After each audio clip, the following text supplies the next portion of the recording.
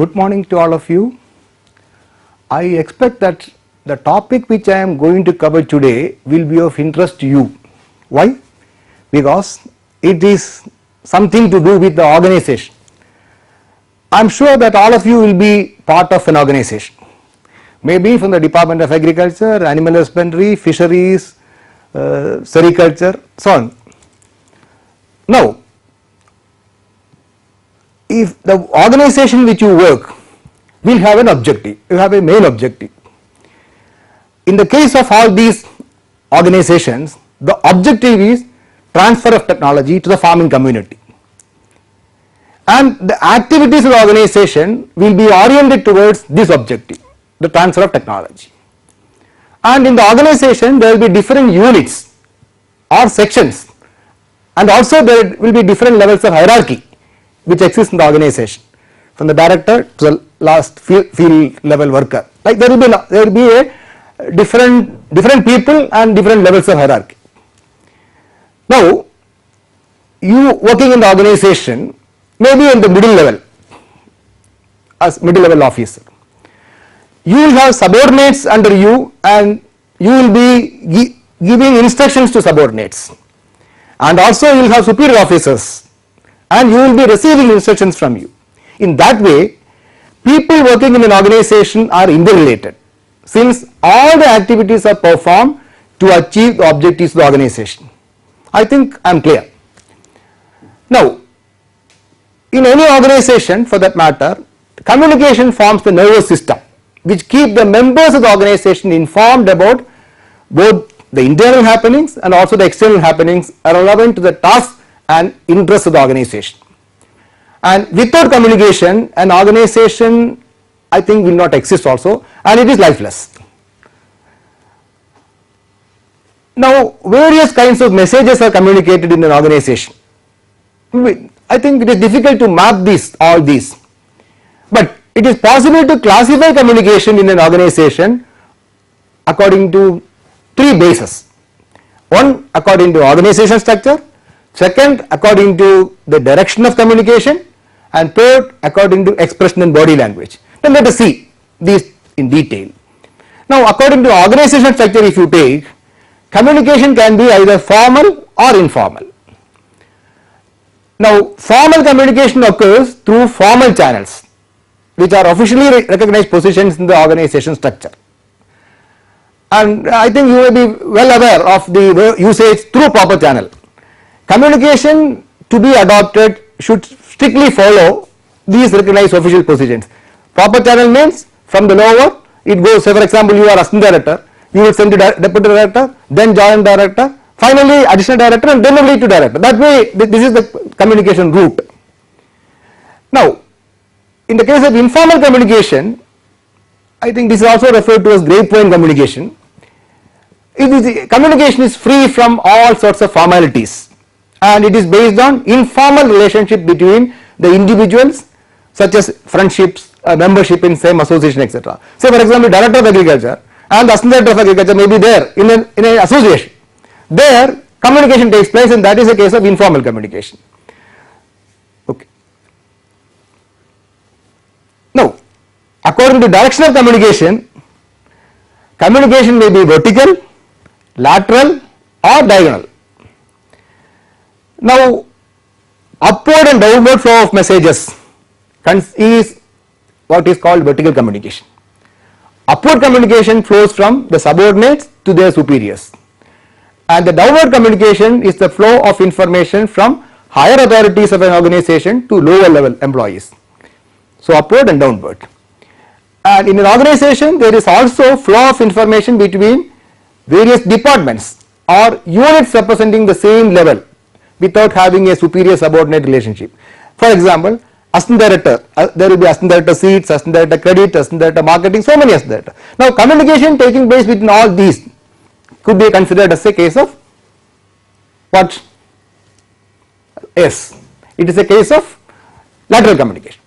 Here communication between persons at the same hierarchical level, and this is also referred to as horizontal communication.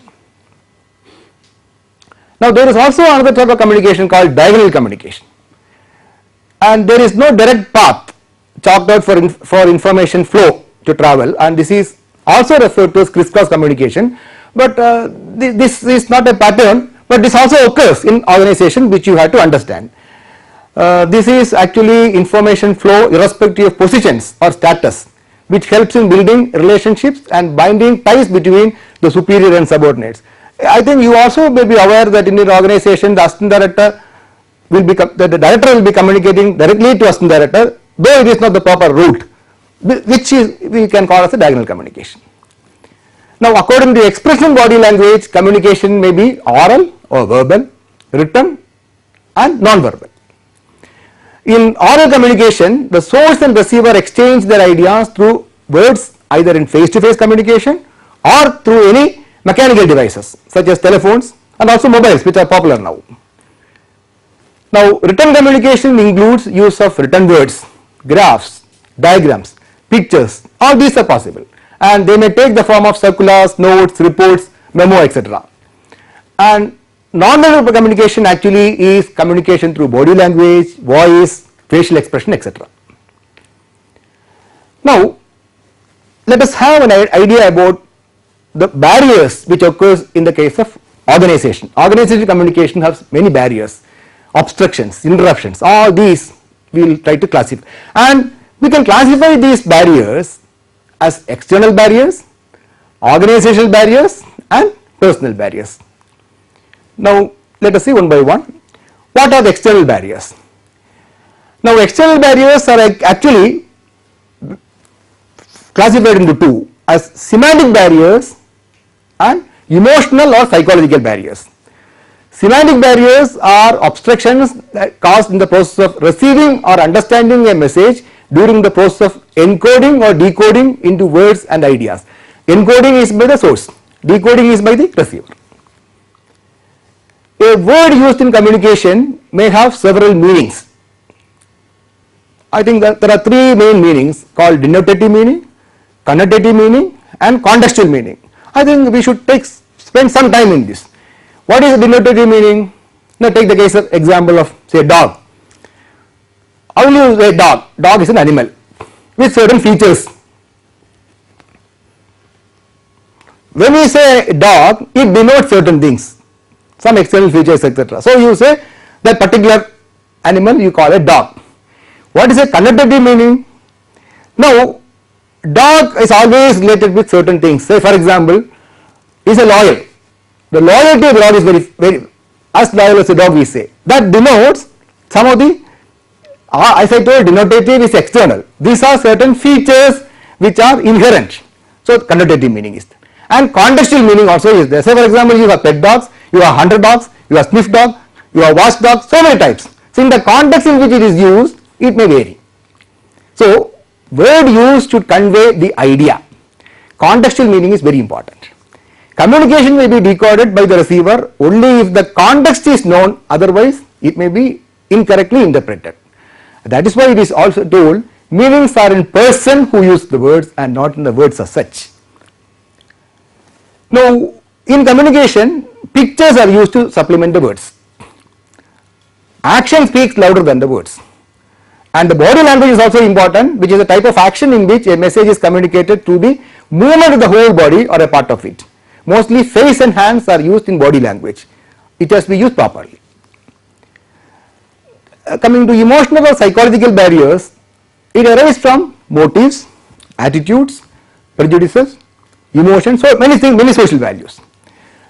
Now, these create a psychological distance that hinders communication, making communication ineffective, especially in the case of superior subordinate, that relationship. Now, some of the things are, say, premature evaluation is one type of barrier. Say, tendency to evaluate a communication prematurely rather than keeping an open mind during interaction. Some of the people, without undergoing the communication process itself, will have a premature evaluation and say that it will be bad or it will be good. Likewise. Now, loss in transmission and retention. When communication passes through various levels in an organization, successive transmissions of the same message result in dilution of the message. Say for example, I told you there are various levels of hierarchy. From one level to another, when it passes, it causes what it causes? It causes loss in transmission. Then distance of the communicator also could be another barrier. This happens when the superior officer lacks self-confidence or is less competent in his position. That will affect, and the subordinates will have distrust on him and they may not like his communication also. Failure to communicate is another thing.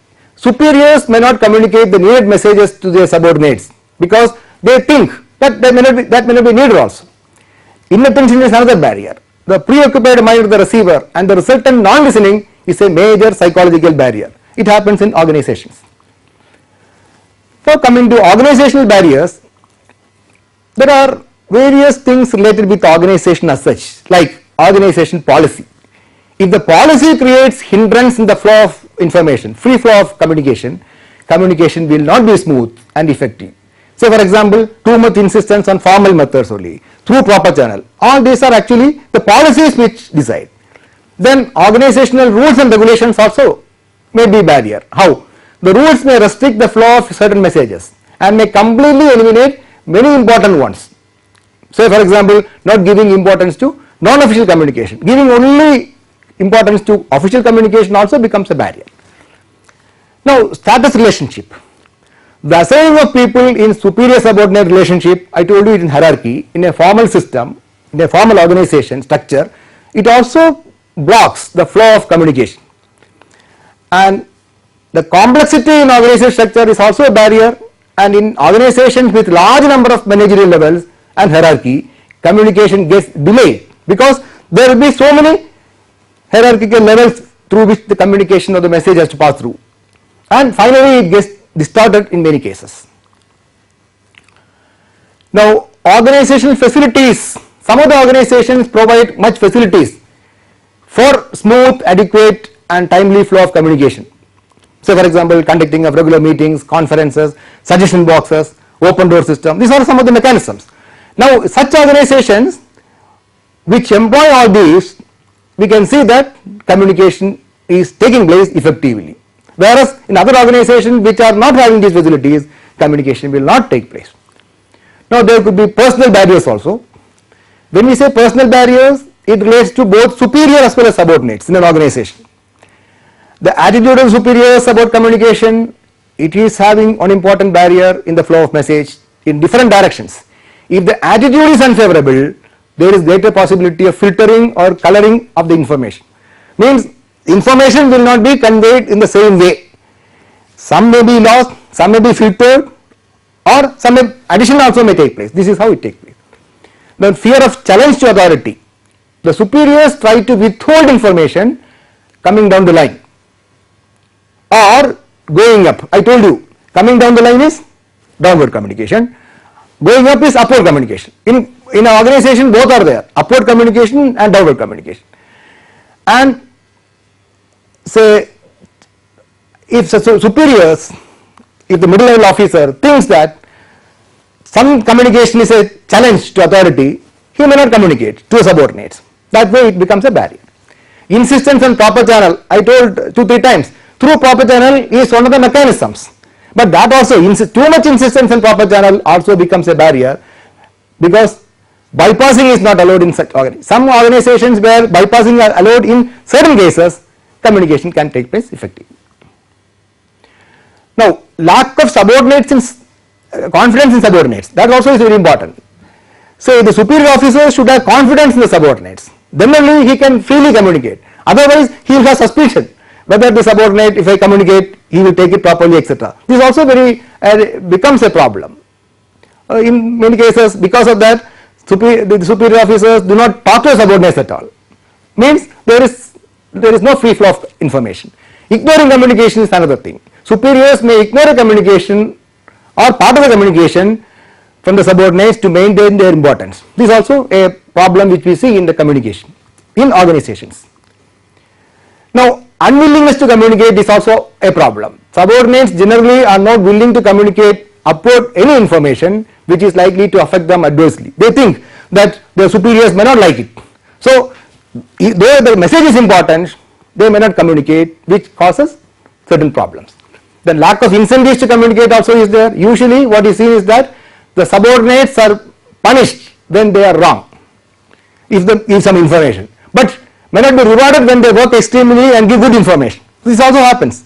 good suggestions if they give, novel suggestions they can give, which will actually improve the effectiveness of communication. There should be some mechanism in the organization to provide incentives. I think these are some of the problems, and I will stop here. Thank you.